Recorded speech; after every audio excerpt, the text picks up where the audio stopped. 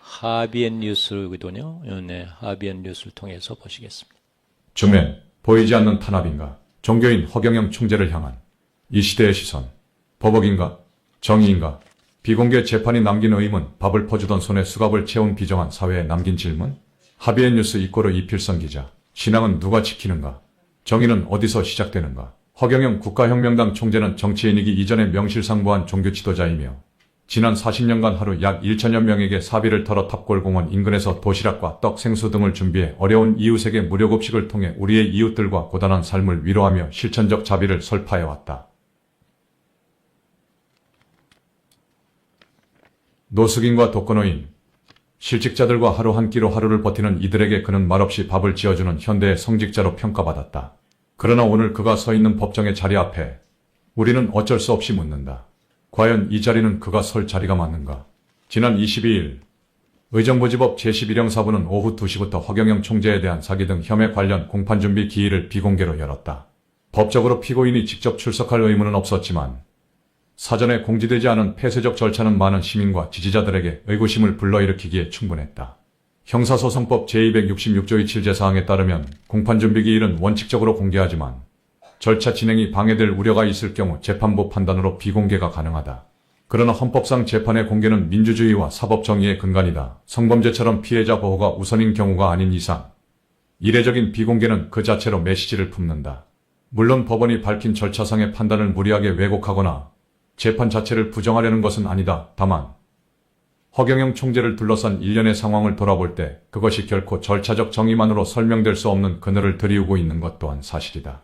지난 윤석열 정권 시절부터 이어진 정치적 냉소와 사법적 압박은 단순한 법의 집행이라 보기 어려운 장면들을 잇따라 연출해왔다. 불과 수개월 전까지만 해도 무료급식소에서 묵묵히 밥을 퍼주던 종교인 허 총재가 갑작스러운 압수수색과 체포 그리고 수사기록 유출 의혹까지 뒤따르는 일련의 흐름 속에서 보이지 않는 보복성 수사의 표적이 되고 있다는 세간의 평가가 내부와 외부를 막론하고 끊이지 않고 있다. 특히 이번 재판이 열리는 과정에서 명확한 사유 설명 없는 비공개 방침은 더욱이 정치와 종교의 분리 원칙을 역으로 위배하는 것처럼 비춰진다. 종교인 허경영, 그가 행한 무상의 나눔과 영혼의 구제는 지금 이 시간에도 수많은 노숙자와 장애인, 실직자들의 심장 안에 살아있다. 그런 이들을 위해 울며 기도하던 그가 죄인처럼 조용히 재판받는 이 풍경은 우리가 선택한 사회의 얼굴이기도 하다. 재판이 어떻게 흘러갈지는 결국 법과 증거가 말해줄 것이다. 그러나 잊지 말아야 할 것은 정의란 그 자체가 보여지는 것이어야 한다는 진리다. 정의가 숨어서 집행되는 순간 그것은 불의와의 차별성을 잃는다.